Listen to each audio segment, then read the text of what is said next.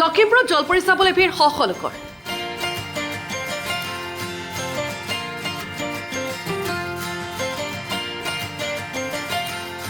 নাই মানে গুৱাহাটীত এবাৰ হৈছিলে তাতে চাইছিলোঁ, এতিয়া চাইছোঁ ইয়ালৈ আহি পাইছেহি ন।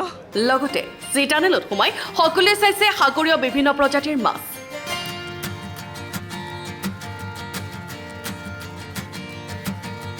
এই লখিমপুৰ জেগা যে আমি সাগৰীয় সম্পূৰ্ণ বস্তু মাছৰ পৰা আদি কৰি যিখিনি বস্তু দেখিবলৈ পাইছোঁ তাৰ কাৰণে আমাৰ স্বেচ্ছাসেৱকসকলক জলকুঁৱৰীটো বেছি আকৰ্ষণ কৰিছে।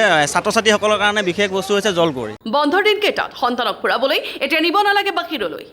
বিশেষকৈ খুব সিহঁতে পৰীক্ষা শেষ হোৱাৰ লগে লগে খুব কয় বাহিৰলৈ যোৱাৰ কথা, কিন্তু এতিয়া বাহিৰৰ বস্তু এটা আহি ইয়াত পাইছেহি। শিশুসকলে নেদেখা বস্তু এটা দেখিবলৈ পাইছে। বিশেষকৈ শিশু বুলি নকওঁ, আমাৰ ডাঙৰসকলেও কোনোৱে যোৱা নাই সাগৰীয় জেগালৈ, গতিকে ইয়াত দেখিবলৈ পাইছে, খুবেই ভাল লাগিছে। লখিমপুৰতে সন্তানক দিব পাৰিব এতিয়া সাগৰৰ অনুভৱ। আমি এতিয়া লখিমপুৰ সৰ্বসাধাৰণ ৰাইজে লখিমপুৰতে জলপৰী চাব পাৰিব। দূৰ দূৰণি সাগৰলৈ যাবৰ কোনো প্ৰয়োজন নাই। এছিয়াৰ মহাদেশৰ ভিতৰত সৰ্ববৃহৎ মাছৰ টাৰ্নেল সৰ্বসাধাৰণ ৰাইজে ছাত্ৰ ছাত্ৰীসকলে দেখিবলৈ পাব। চুকলি ভৰিয়াৰ কমাৰ্চ কলেজৰ খেলপথাৰত অনুষ্ঠিত হোৱা চি ৱৰ্ল্ড কাৰ্নিভেল এণ্ড আনন্দ মেলাৰ দৃশ্য এয়া।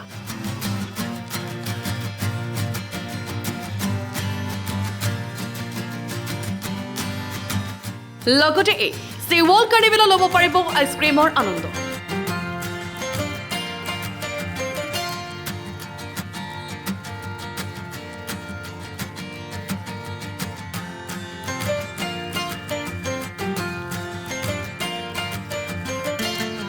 চকৰি তৰা আদি দুটি আনন্দ ল'ব পাৰিব এই আনন্দ মেলাত।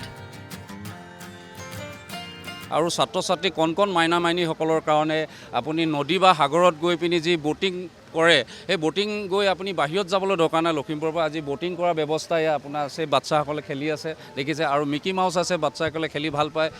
আৰু ইয়াত ট্ৰেইন আছে, তৰা আছে আৰু চকৰি আছে। কম দামতে বিভিন্ন ঘৰুৱা সামগ্ৰীৰ লগতে খেলৰ সামগ্ৰী আৰু বিভিন্ন খাদ্যৰ সোৱাদ ল'ব পাৰিব এই আনন্দ মেলাত।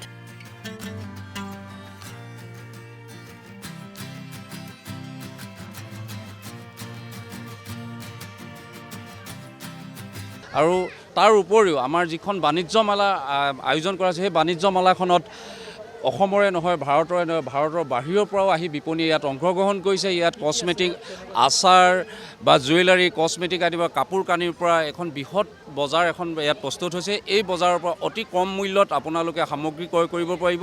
চুকলি ভৰিয়া কমাৰ্চ কলেজৰ খেলপথাৰত হোৱা এই আনন্দ মেলাত আছে পাৰ্কিঙৰ সুব্যৱস্থা।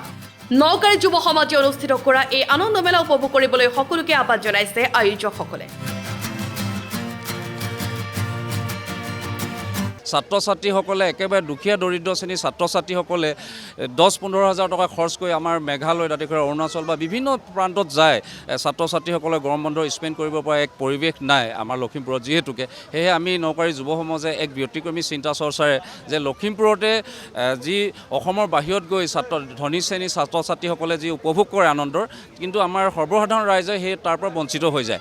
এই বঞ্চিতখিনি আমি পূৰণ কৰাৰ স্বাৰ্থতে আমি লখিমপুৰত এনে অনুষ্ঠানৰ আয়োজন কৰা হৈছে। Bureau' report, Lakhimpur today.